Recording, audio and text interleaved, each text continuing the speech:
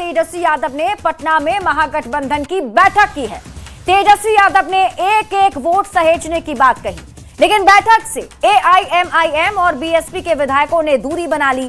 सवाल है कि बिना ओवैसी और मायावती के विधायकों के समर्थन के महागठबंधन कैसे जुटाएगा जरूरी आंकड़े। ये रिपोर्ट देखिए, फिर खबर तो समझिए।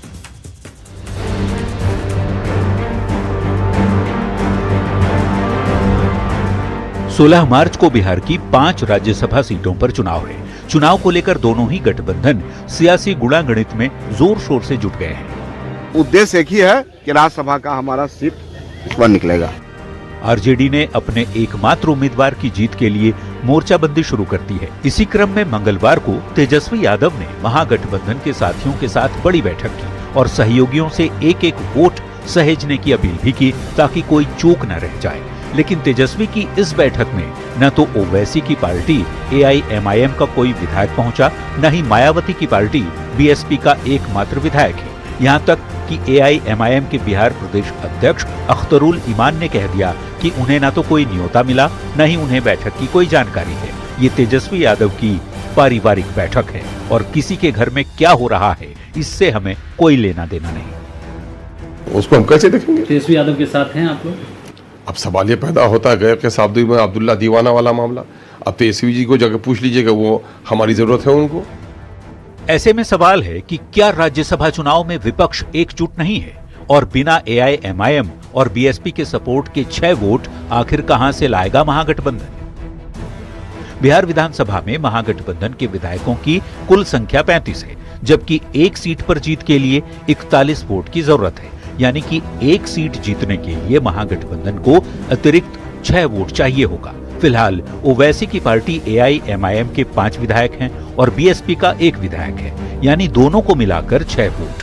अगर इनका समर्थन मिल जाए तो महागठबंधन की राह थोड़ी आसान हो सकती है। लेकिन तेजस्वी की बैठक से दोनों ही पार्टियों ने दूरी बनाए रखी।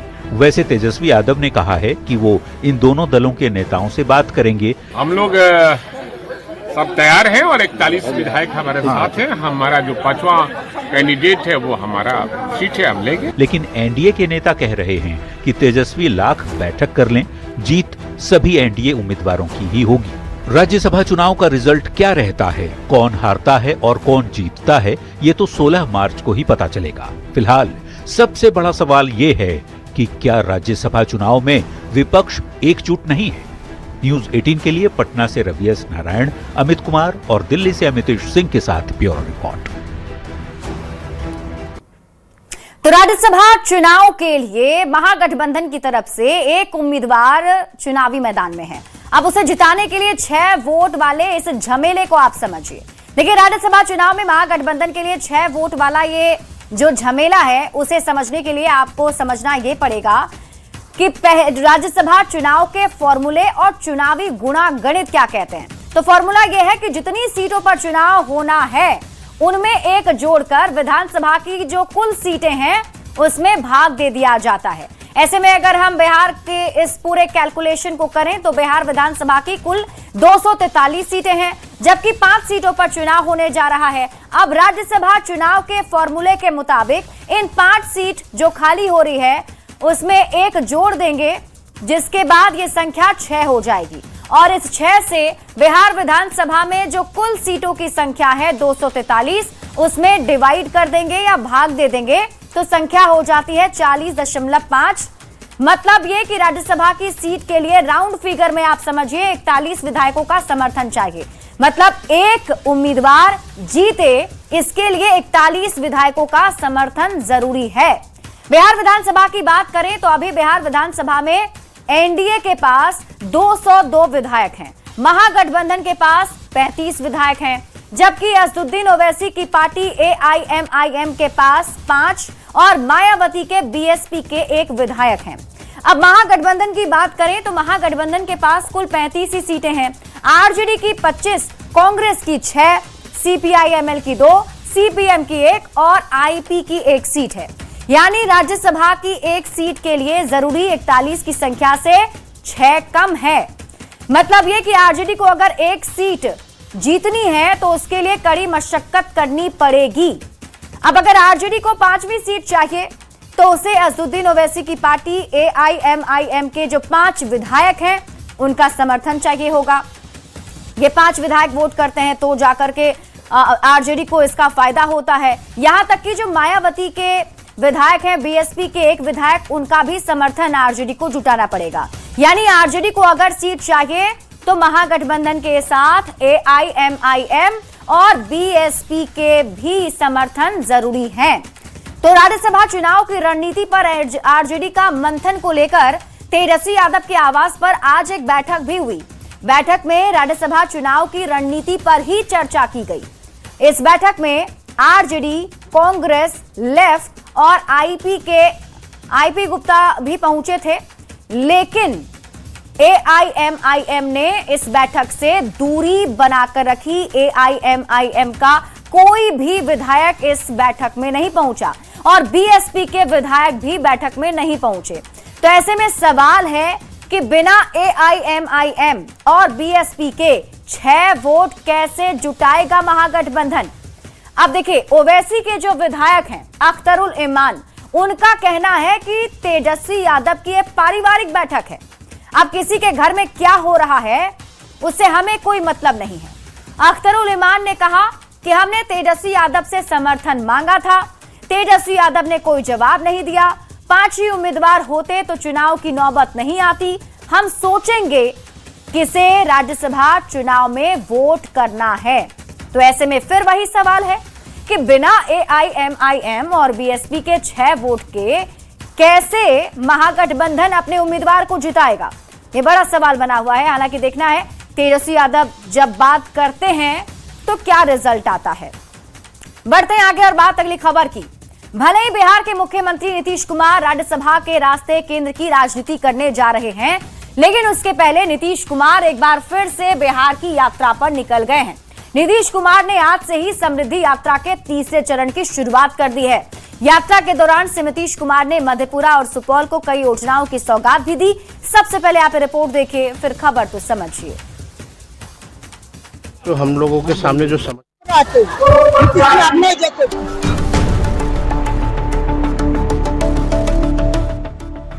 मुख्यमंत्री जी, आप राज्यसभा मत जाइए, यहीं रहिए। मधेपुरा की अनार देवी जैसी न जाने कितनी जीविका दीदियों ने ये भावुक अपील मुख्यमंत्री नीतीश कुमार से की जब वो समृद्धि यात्रा पर निकले।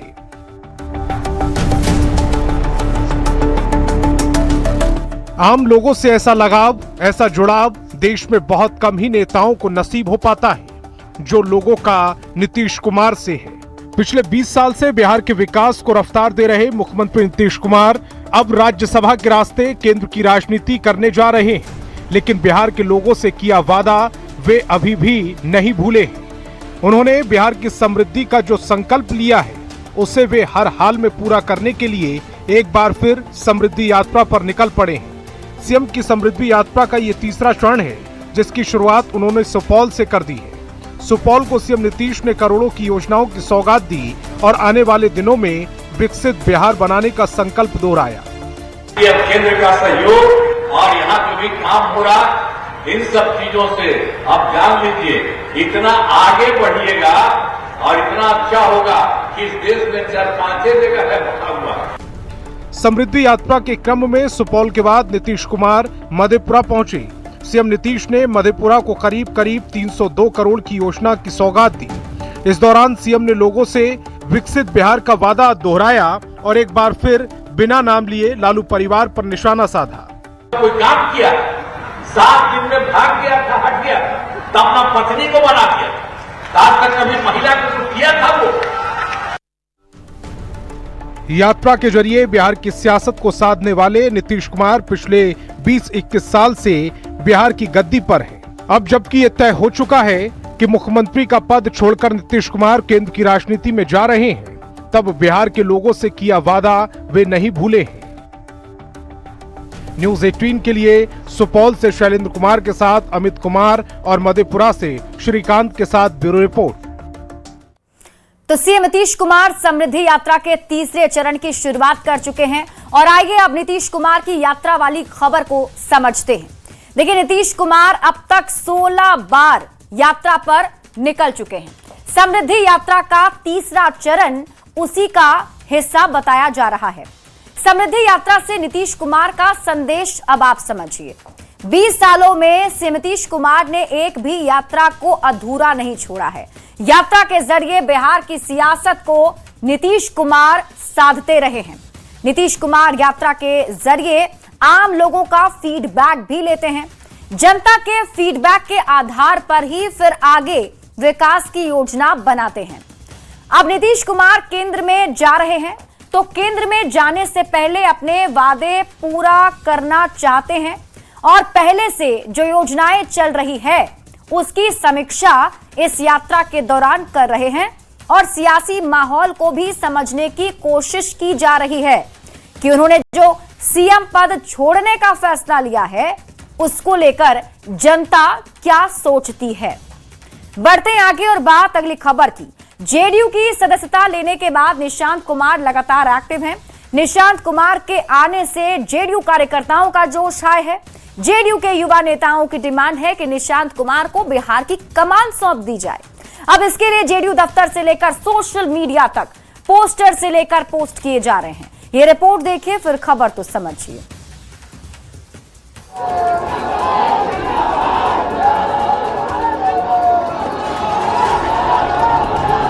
सीएम नीतीश कुमार के बेटे निशांत कुमार सियासत में कदम रखने के बाद लगातार एक्टिव हैं।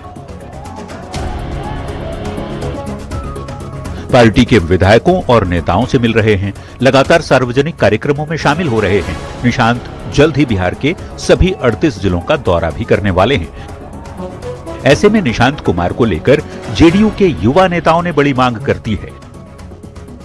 युवा नेता अब बिहार की कमान निशांत कुमार को देने की मांग करने लगे हैं।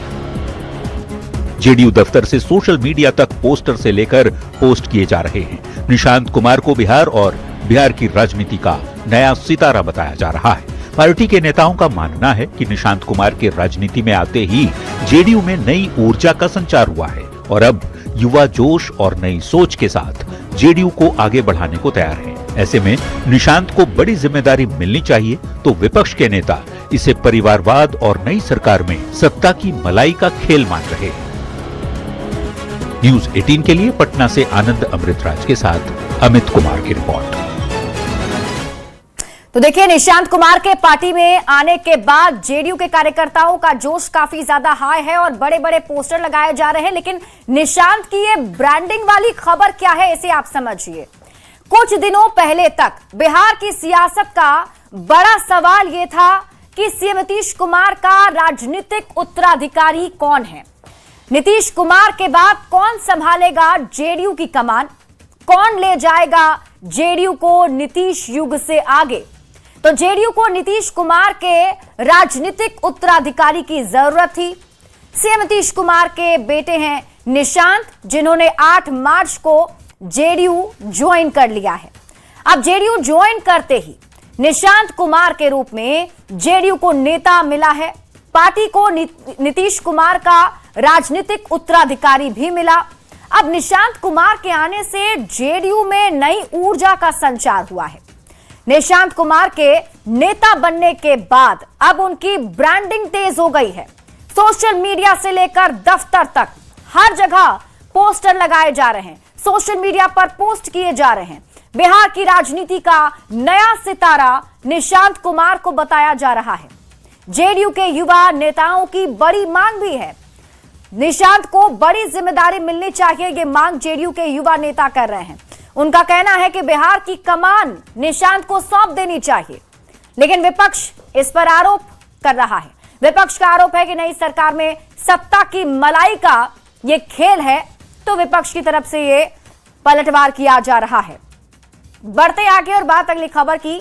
T20 वर्ल्ड कप खिताब जीतने के बाद ट्रॉफी को मंदिर ले जाने के मामले ने सियासी तूल पकड़ लिया है। तृणमूल कांग्रेस के सांसद कीर्ति आजाद ने ट्रॉफी को मंदिर ले जाने पर सवाल उठाए। कीर्ति आजाद ने कहा कि यह ट्रॉफी 140 करोड़ भारतीयों का है। कीर्ति आजाद को टीम इंडिया के धुरंधर खिलाड़ी ईशान किशन ने जवाब दिया है। ईशान किशन ने कीर्ति आजाद के सवाल पर क्या कहा, यह रिपोर्ट देखिए, फिर खबर तो समझिए।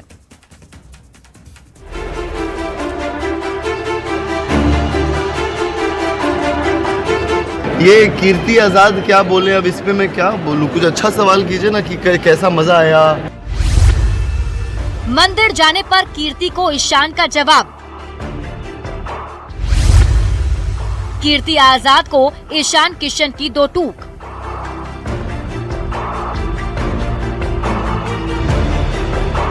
ये वही तस्वीर है जिस पर तृणमूल कांग्रेस सांसद कीर्ति आजाद ने सवाल उठाए थे। इस तस्वीर को देखिए। 8 मार्च को T20 विश्व कप जीतने के बाद टीम इंडिया के कप्तान सूर्य कुमार यादव, कोच गौतम गंभीर और ICC chairman Jay Shah trophy के साथ हनुमान मंदिर गए थे। तीनों ने ट्रॉफी के साथ हनुमान मंदिर में पूजा की। पूजा करने के बाद प्रसाद ग्रहण किया। तीनों ने भारत की विराट जीत के बाद हनुमान जी का आशीर्वाद लिया। लेकिन टीम इंडिया के कप्तान के मंदिर जाने पर कीर्ति आजाद ने आपत्ति जताई। कीर्ति आजाद ने सवाल उठाते हुए कहा, भारतीय क्रिकेट ट्रॉफी को क्यों घसीटा जा रहा है? सिराज ट्रॉफी को मस्जिद नहीं ले गए, संजू सैमसन चर्च लेकर नहीं गए। ये ट्रॉफी 140 करोड़ भारतीयों की है। अब कीर्ति आजाद को ईशान किशन ने जवाब दिया है। कीर्ति आजाद ने कहा कि आप लोग मंदिर क्यों गए थे? शेम ऑन टीम इंडिया की, जीतने के बाद मंदिर गए। सर क्या? कीर्ति आजाद ने कहा है कि शेम ऑन टीम इंडिया को गोइंग टू टेंपल, जीतने के बाद मंदिर क्यों गए? और सब सर मैं इतना अच्छा वर्ल्ड कप जीते हैं, कितना अच्छा सवाल आप लोग कीजिएगा।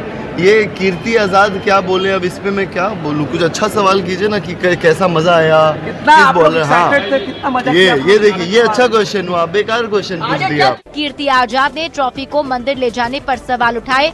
कीर्ति के सवालों का टीम इंडिया के स्टार क्रिकेटर ईशान किशन ने जवाब दे दिया है। न्यूज़ 18 के लिए पटना से धर्मेंद्र कुमार की रिपोर्ट। तो अब इस तस्वीर पर देखिए, विवाद हो गया है और वार पलटवार शुरू हो गए हैं। अब आप खबर तो समझिए। देखिए, पश्चिम बंगाल में विधानसभा का चुनाव है और नेता हर बात को, हर एक चीज को सियासत के एंगल से ही देखते हैं। पूर्व क्रिकेटर कीर्ति आजाद वर्तमान में टीएमसी के सांसद हैं। कीर्ति आजाद ने ट्रॉफी को मंदिर ले जाने पर सवाल उठा दिया है और उनकी तरफ से कहा गया कि जो ट्रॉफी है वो 140 करोड़ भारतीयों की है। इसके बाद T20 ट्रॉफी को मंदिर ले जाने पर विवाद शुरू हो गया। कीर्ति आजाद को ईशान किशन ने जवाब दिया। ईशान किशन ने क्या कहा आपको बताते हैं। उन्होंने कहा कि कीर्ति क्या बोले हैं, इस पर मैं क्या बोलूं। इस तरह के सवाल उठाने वालों से बचते दिखे ईशान किशन। उन्होंने इस सवाल को ही नहीं लिया। बढ़ते आगे और अब बात अगली खबर की। वेस्ट एशिया में चल रहे महायुद्ध की वजह से गैस सप्लाई ठप हो गई है। एलपीजी सिलेंडर की कीमत बढ़ने और कई जगह इसकी किल्लत की खबर भी मिल रही है। बिहार के कुछ इलाकों में भी गैस सिलेंडर की सप्लाई पर असर पड़ने की खबर सामने आ रही है। कई जगह तो कमर्शियल सिलेंडर की कमी से होटल व्यवसाय तक पर असर पड़ता दिख रहा है। ये रिपोर्ट देखिए।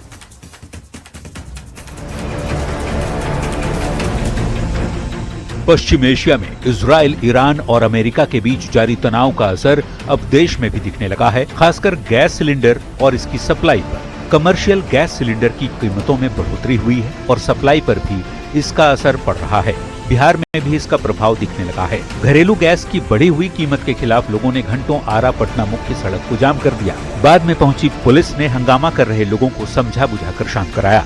आरा में होटल और रेस्तरां संचालकों का कहना है कि गैस की कमी से उनका कामकाज प्रभावित हो सकता है। अब जैसे बात चल रही है कि बहुत सारे एजेंसी कुछ होटल को उन्होंने बोल दिया है कि अभी हम नहीं दे पाएंगे, तो वो ब्लैक में ये ले रहे हैं और हम लोग में भी महंगा होगा ही होगा, हुआ ही है।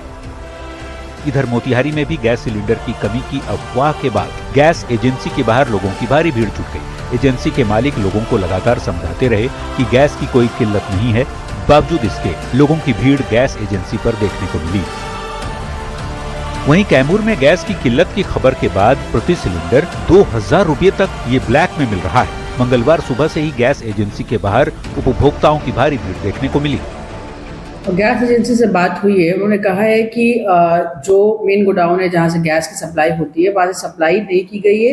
कल तक उन्होंने आश्वासन दिया है कि गैस की सप्लाई हो जाएगी। तो अभी सुबह से खड़े हैं गैस नहीं मिल रहा है। 3 दिन से आदमी आ रहा है जा रहा है, तो OTP करो तो ये मैसेज दो, सब चीज कर लिए।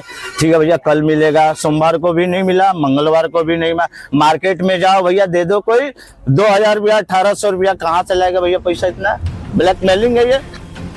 प्रशासन के साथ ही सरकार लगातार अपील कर रही है कि देश में गैस सिलेंडर या इससे जुड़ी सप्लाई की कमी नहीं है। स्टॉक में पर्याप्त सिलेंडर का दावा किया जा रहा है, पर प्रदेश के कई इलाकों में इससे जुड़ी अफवाह ने गैस एजेंसी मालिकों के साथ ही उपभोक्ताओं को भी परेशान कर रखा है।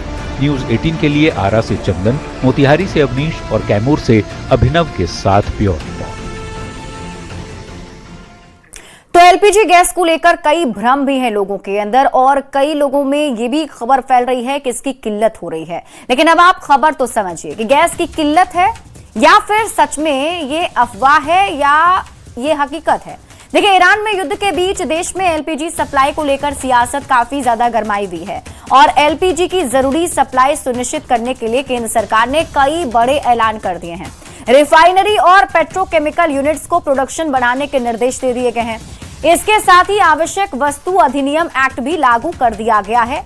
गैस की आपूर्ति तय करने के लिए यह बड़ा फैसला सरकार ने लिया है, और जमाखोरी रोकने के लिए सरकार ने कदम उठाया है। देश में केंद्र सरकार ने ECA लगाया है। जमाखोरी रोकने के लिए ECA यानी आवश्यक वस्तु अधिनियम 1955 लागू है। जंग के बीच एलपीजी बुकिंग के नियमों में भी बदलाव किया गया है। डिलीवरी के 25 दिन बाद ही अब आप दूसरा सिलेंडर बुक कर सकेंगे। रिफिल के टाइम 21 की बजाय 25 दिन का नियम लागू किया गया है। घरेलू रसोई गैस की निरंतर उपलब्धता सुनिश्चित करने के लिए सरकार ने कदम उठाए हैं। हालांकि विपक्षी दलों ने सरकार पर हमला बोला है। गैस सप्लाई में कमी पर निशाना सरकार पर साधा गया। सरकार जनता को गुमराह कर रही है, विपक्ष ने ये आरोप सत्ता पक्ष पर लगाए हैं। सत्ता पक्ष का विपक्ष के आरोप पर पलटवार भी किया जा रहा है। तो ऐसे में एलपीजी सिलेंडर को लेकर के कई सारी खबरें सामने आ रही हैं, लेकिन सरकार ये सुनिश्चित करना चाहती है कि एलपीजी गैस सिलेंडर निरंतर लोगों को उपलब्ध हो। इसके लिए सरकार ने कई सख्त कदम उठाए हैं, और इसी के